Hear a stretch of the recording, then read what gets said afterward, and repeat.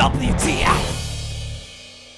And new Cultaholic Heavyweight Champion. It's me, it's that King, comma, Ross Twaddell, you're a sexual wank pheasant, and welcome to all the WTF moments from what was a fantastic SummerSlam edition here in 2019. But you can take your Trish Stratus performance, you can take everything to do with The Fiend, you can take that unbelievable main event, and you can stick it up your arsehole, because the best thing about SummerSlam 2019 is the fact that the main card was just 3.5 hours long, a lovely length for one of WWE's Big 5 pay-per-views. But of course, on these big pay-per-view WTF moments, we also check out the kickoff show, and at the start of last night's kickoff show, we learned that at SummerSlam 2010, it was David Otunga's first ever pay-per-view main event. The first of a myriad, a catalogue, a plethora of main events involving David Otunga. I'm sure you will remember. It's so important that he said there the first ever, because if he didn't, he's Mr. Main Event, much like I am Mr. Health and Fitness. I'm Charlie Caruso's wife. And here's a direct quote from Jonathan Coachman, who said, "Finn Balor, we know he has so many different things he can do." Now, we all know the massive issue with the Demon character. Why the hell would you not use this unbeatable thing against the Fiend Finn, you sexy idiot? But back to Coachman, it sounded very much like he was going to point out this major flaw until somebody must have shouted in his ear, causing him to say this actual sentence: "We know he has so many different things he can do." Analysis. And then Coachman said, "Bray Wyatt, we don't even know what he's going to be." Now, I know that WWE have a horrible track record when it comes to things they promote versus the things they actually provide, but he's been billed as the Fiend. We've seen the Fiend with our very own eyes, and even though WWE are massive stinking liars, Coachman, I reckon he's going to be the Fiend. We know this. Three's up on this Jonathan Coachman banjo ting, as he claims that everyone on Twitter is asking him where the hell Sam Roberts is and where the hell JBL is as well. However, man, Coachman, the only people asking that there question you claimed you were asked so many times on Twitter, who was watching SummerSlam last night, was JBL and Sam Roberts' bastard mothers, because JBL and Sam Roberts, they weren't home for tea on time, and that's because everybody it's Jonathan! Hi, John. Like London buses to have come at once. It's Jonathan again, you bastard!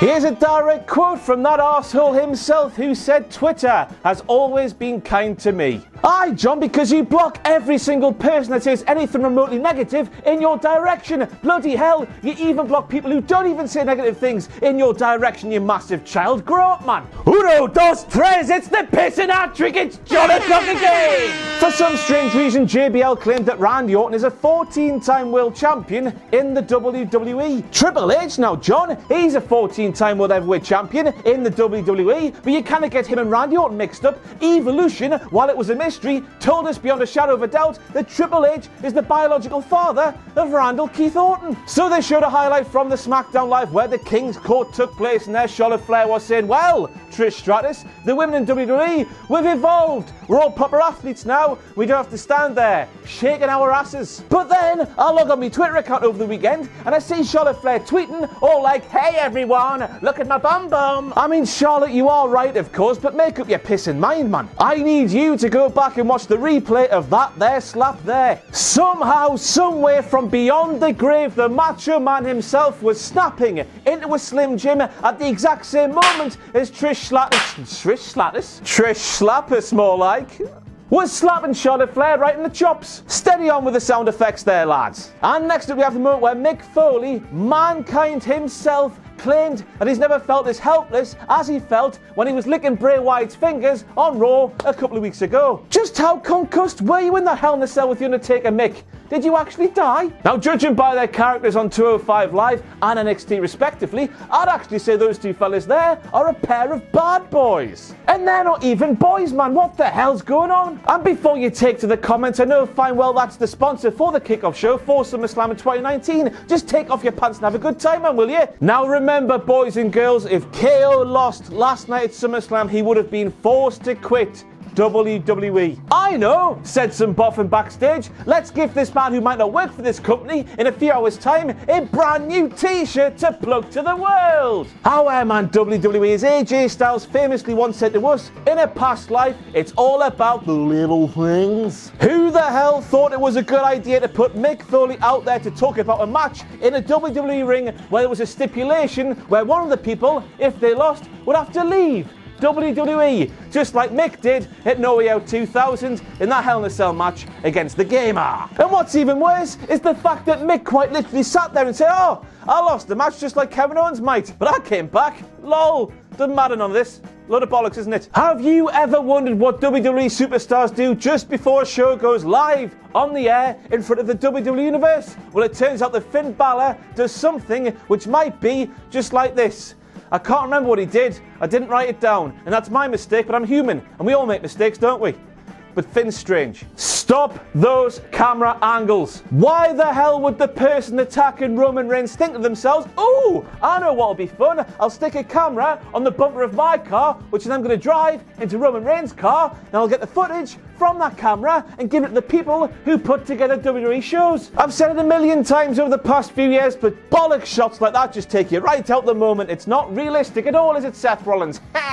And next up we have the moment where Nigel McGuinness claimed that Oney Lorcan's father came home from a bar fight, but he was missing half of his nose. Now call me absolutely radio rental, boys and girls, but is that Oney Lorcan's father? And I'm not going to say his name, because if I do, bad things might just happen or something. Buddy Murphy's new theme. Why was his old theme changed for a far, far worse one? Isn't it ironic? Don't you think that Buddy Murphy is a massive telltale, a tettle-tattle, a tittle-tattle-tottle, yet he has shush written on his arse. Practice what you stitch onto your wrestling gear. That's how that saying goes. But at the end of the day, Barney bloody Murphy, snitches get stitches, and Rowan had his big old bloody red needle out, didn't he? And in the process, eliminated what would have been a WTF moment, which was the pre-show match of Apollo Crews versus Buddy Murphy. But as we saw, the story involving Buddy Murphy was progressed. So good, it did its job, well done. Let's fix this, man, shall we? First of all, Edge big in there. WTF moment, I guess. Second of all, Edge hitting a spear, which for obvious reasons is a huge WTF moment. And thirdly, Edge's lion's mane of a haircut, despite the fact he's nearly 46 years of age. So much body, so much volume. He's worth it. Made a grave mistake, Corey. And next up we have the moment where Corey Graves claims that he remembers with his own brain a SummerSlam match taking place in Toronto between John Cena and Edge, and it was a TLC match apparently. But I'm here to tell you, boys and girls, that TLC match happened at Unforgiven, not SummerSlam. That SummerSlam match Corey Graves is talking about was a singles affair where if Edge was disqualified, he would have lost his title, and that match took place in Boston. So there. Made a grave mistake, Corey. And next up with Corey Graves, he has a go at us man-children for watching a film called Toy Story produced by a company called Disney. The film came out in 1996, man, Corey. We're all wee bairns back then. And anyway, Corey, how do you know about Moana? Now I know that Corey has kids, and if you ask Corey Graves, how the hell do you know about Moana, Corey? He'd go, well, I've got kids, and I need to watch the film with the kids to be a good dad. I reckon you're just a closet Disney fan, Corey. To be honest with you, there's not to be ashamed of there. Disney's really cool. And back to Jonathan Coachman we go once again, who claims that before last night's SummerSlam took place, Finn Balor had never been in the ring with the Fiend, Bray Wyatt, which all but confirms that Jonathan Coachman doesn't watch WWE unless he's on it, that self-centered prick. And this time we have a direct quote from Jerry Lawler, who claimed that Brock Lesnar eats a steak at every meal and sometimes he forgets to kill the cow. Well then, it's clear to us all that Jerry Lawler doesn't watch WWE TV either unless he's on it as well. Arsehole. Because we all know that Brock Lesnar eats his steaks incorrectly, because Brock Lesnar eats his steaks medium well done. Unbelievable. Pyro! Now, as we all know, that's enough of a WTF moment, all on its lonesome, but WWE, you are telling me you've got all the pyro guns set up and whatnot, and you still couldn't have pyro for Edge? That's not only a massive slap right into Edge's tits, but into the tits of everybody watching. Maggle, maggle, maggle, maggle, maggle, maggle, maggle, maggle, maggle, maggle, maggle. It's the Hitman hard! starts with one of the greatest SummerSlam matches ever against the British Bulldog in front of over 90,000 people at Wembley Stadium.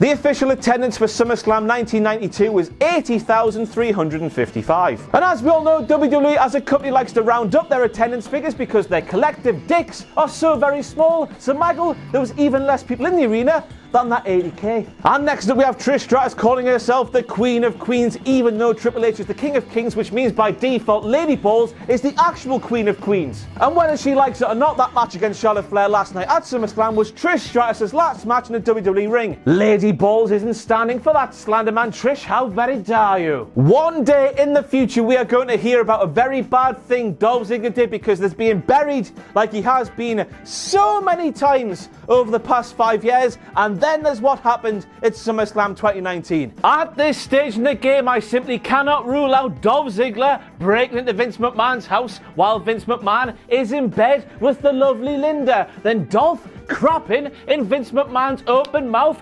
tying Vince McMahon's hands together, revealing he's been having an affair with Linda McMahon before Linda professes her love to Dolph, and the pair make passionate sweet love to one another while Vince McMahon watches helplessly. He can do nothing about it whatsoever. To put it bluntly, Dolph Ziggler had his arse handed to him no less than 3 times by a man who is basically labelled a botching grandad. As we all know, after the past 5 years of losing every single big match that's been possible to lose, I believe that Dolph Ziggler's character is dead in the water. But now, it's done. How do you come back from that? So judging by that bonnet there, Xavier Woods went on his summer holidays to Benidorm and also turned into a 12-year-old girl. And then Big E was like, it's the Viper versus the oh-so-Black Mamba. Oh, Matron. So last night we learned Kofi Kingston's full name, and I don't know about you, but I really hope that Cornelius in Kofi Cornelius Kingston starts with a C and not a K. You know how sports teams sometimes get tracksuits, and then sometimes those tracksuits have the initials of the person wearing the tracksuits? What if WWE get tracksuits and put Kofi's initials on his tracksuit? He would have KKK on his pigeon tit, and I don't think that's a good look at all. Now, this shouldn't really be a WTF moment because it's Trevor, and Trevor does really wild and amazing things. But Trevor used Carl Anderson and the freaking Deacon like stepping stones before performing a flying Hurricane Rana to Alan. As we all know, not all WTF moments have to be negative, and whatever Trevor did there was absolutely filthy. So next up we have Michael Cole speaking bollocks, and I'm not going to do the impression for this part because what Michael said here is stupid enough without the stupid impression, because Michael Cole claimed that slowing down the pace is exactly the speed AJ Styles should want a match against Ricochet. This is AJ Styles we're talking about, man, Maggle, not AJ Hazard. He can do anything, man. You're clearly commentating on the wrong Ricochet match. Maybe one against the great Khali, I don't know. So Trevor went for a whisper in the wind looking thing, but AJ Styles caught him and performed the Styles Clash in one motion. They aren't the humans. I mean, as we all know, AJ Styles might as well be an alien, because he thought at one point there was a chance the Earth was flat. But you still know what I mean. That was really impressive, that. And another positive WTF moment. Mistake, Corey. So next up we have Corey Graves claiming that whatever move that is by Ember Moon was a code breaker type thing. And judging by whenever Ricochet uses an actual code breaker and the way that nobody calls it a code breaker, we can only assume that the word code breaker has been banned because of Chris Jericho related things. But there Corey was saying it on last night's show. And not only that, but I also heard Corey mentioning a paradigm shift and the Anaconda Vice. So they're bad as well. If you're Vince McMahon, who has a vendetta, probably, against Jon Moxley and also that Punk fella. So next up we have a bit of a convoluted WTF moment. We have Byron Saxton saying that Bayley earned the right to be the SmackDown Live Women's Champion after she defeated what has to be the worst wrestler in the world. It's the story we've been told, boys and girls, from Ember being handed a championship shot out of nowhere, from Bayley going on Twitter and saying, oh, Trish, I'd rather wrestle you, basically, from Ember taking a clean pinfall loss on SmackDown Live to Alexa Bliss a week after being handed her championship shot, and then on this week's SmackDown Live, or last week's now I guess, Bayley had to save Ember from a sharpshooter by Natalya. The fact that Bayley found it so hard to beat this jobber, that's the story we've been told, remember? Ember's actually really pissing good. It is not a good look for Sir Hogs-a-Lot, in my opinion. Now, I fully understand that referees' discretion is a thing in professional wrestling. At the end of the day, well done, Mr. Thick Brows, for calling that Colonel McSweaty Bollocks versus Kevin Owens match the way you did. But this show's called WTF Moments, and how Kevin Owens was not disqualified and therefore forced to quit WWE after cannonballing not only the official but the ringside enforcer as well, beggars some belief. Now, of course, I'm not moaning about this because Kevin Owens is great. I love Kevin Owens. He's still a WWE superstar, and that's a good thing for WWE. But rules are rules, and Dwight K. Schrute once told me that if I didn't abide by the rules, I'd be eaten in my sleep, and I don't want that. Now, of course, the only bad thing about that match last night that the character of Shane McMahon wasn't thrown off something really high and killed. Matt Riddle on that stream thing would have been a fantastically high platform for Shane McMahon to have been thrown off at SummerSlam last night. Wink. And because of the screwy finish, Shane, of course, now has grounds for a rematch. And even though this feud was based on the real-life feelings of everyone watching WWE TV that Shane McMahon is on too much, we're going to be getting more Shane McMahon, presumably, as he tries to fight back by being screwed at SummerSlam last night. Yeah. Stop everything. It wasn't Rowan, it wasn't bloody Barry Murphy, it wasn't Eddie Murphy. It was that guy in the crowd there, and the police need to get them now. So the advert for Survivor Series 2019 had Michael Cole screaming at the top of his little shaky titties, "Raw and SmackDown Live go head to head!" Because of course, still, as it always has been, definitely always has been, definitely, Survivor Series is the one night of the year where the superstars of Raw and SmackDown Live go head to head. That line, as we all know, was bollocks before the wildcard rule, which means it's certainly bigger bollocks now. And next up we have the moment where Tom Phillips reckons Trish Stratus competed in a tag team match on Raw a number of weeks ago. And I don't know about you, but Trish Stratus competed in that tag team match on Raw in the same way that John Terry competed in that Champions League final way back when, he didn't play, but he had his full kit on. He lifted the trophy anyway. Dick. And Tom, that match was arguably in the same week as SummerSlam, depending on how you lay your weeks out. I believe that a week starts on a Monday, but some people say it's a Sunday. So, you know what I mean. Canada, shouted Tom Phillips as Trish Stratus flew through the air. Nah, Tom, last night's SummerSlam was held in the Scotiabank Arena. It was called the Air Canada Centre between 1999 and 2018. Someone should slap me for saying that. So Trish Stratus hits a little bit of stratisfaction. And immediately after she does, Byron Saxton, who appears to know something massive that we have no idea about, shouts, "He hit it."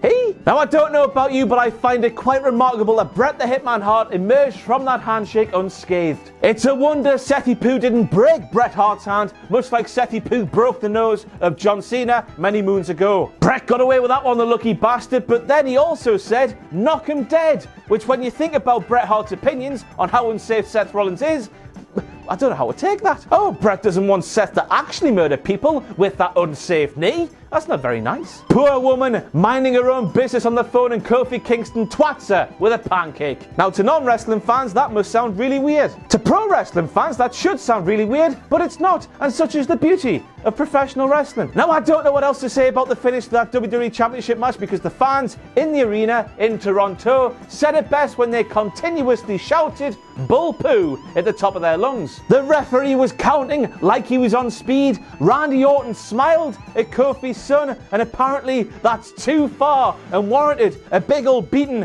with a kendo stick in a chair, because you don't smile at another man's kid.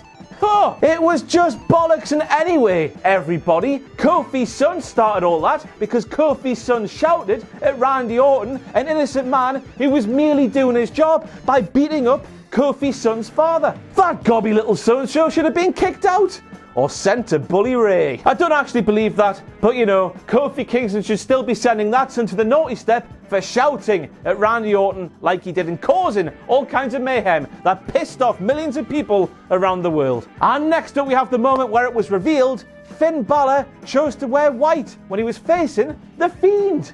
What about the poo and the blood? Not even the semen was safe, and of course there was going to be semen because yowie wowie. But what about the poo? I've got myself there. I've got the Balor Club there. That's all I need there. Finn Balor apparently said to Corey Graves just before SummerSlam kicked off last night. Now we've all said it, why the hell wouldn't Finn Balor whap out his unbeatable demon when he's taken on the big scary unknown that is the Fiend? Well, judging by that naive explanation there, given by Corey Graves on last night's SummerSlam, it turns out it's because Finn Balor is a massive feckin' idiot. Massive WTF moments. WWE still haven't screwed up this unbelievably captivating, cool, awesome, yeah, thing they've had on TV for many months at this stage. This is unprecedented, and what's more, Bray Wyatt was taken to new levels last night. The new theme, how the Tron was there and then not there, the severed head lantern thing, a literal headlight, the little twitches and the screams and whatnot as he was internally conflicted as to whether he should hurt or heal Finn. Bray Wyatt and WWE absolutely nailed everything to do with Bray Wyatt on last night's SummerSlam, and long may it continue. And by the way, I found out a few days ago that I might just be related to Bray Wyatt. And judging by that tweet there, Bray Wyatt must watch Cultaholic, which means Bray Wyatt might just have seen my Firefly Funhouse parodies. I'm sorry, Bray. Don't hurt me, Bray. I love you, Bray. Being illegitimate's so fun, it turns out, because of course I am illegitimate now because Bray Wyatt said so. But while we're here, I might as well ask, if anybody wants to make me a severed King Ross head lantern, send it in. I want one, but I'm not talented enough to make one myself. Now, as we all know, Finn Balor asked for time off from WWE. WWE said yes. That match last night was going to be his last for a few months. But at one stage in that match, I legitimately thought that WWE were going to write off Finn Balor from TV by having him murdered as Bray Wyatt. Then he twisted his bastard head off. That there is from the Clash of Champions advert for 2019, and one question has arisen. The black strap's coming back? I hope not. The white one's sexy AF. What she say? Say, shut up, Renee. What she say? Say, shut up, Renee. Here's a direct quote from Renee Young, who said the following long-winded quote. Reality has set in for Seth. Has it now, Renee? Because even though that main event last night was unbelievably good, so good, you just about forgot that Seth Rollins put his curb stomper in his hair hole so many times over the past few months. But it wasn't based in reality, was it? If you looked at pro wrestling through the lens of Seth Rollins, you had a former UFC heavyweight champion, a 100% fit former UFC heavyweight champion, losing his championship clean to a smaller, weaker, very, very, very, very injured man. I guess that we're just all very lucky that this is pro wrestling and reality is thrown out the window when a very good, captivating, compelling story is there to be told, eh, Seth? I've got to be honest with you, I didn't like saying that there because that match was genuinely fantastic. The story told was unbelievable. Seth went into the match being booed out the arena, but left the match being cheered out the arena. It worked, it was fantastic. But he still said that, and I've got to bring it up, because I'm a journalist. Now, have you ever wondered what Brock Lesnar's favourite semisonic song is? Closing time, bitch! And that's it for the WTF moments from SummerSlam 2019, a SummerSlam that was very good, wasn't it? Very good indeed. But we end with a nice little sobering thought, and that's that Brock Lesnar has a tattoo, a classy imprint in the lower region of his back there, that reads, "Kill 'em all." And if that's not a WTF moment, I don't know what is.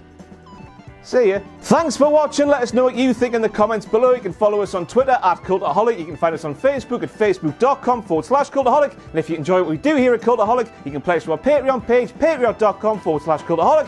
Hit subscribe and join us.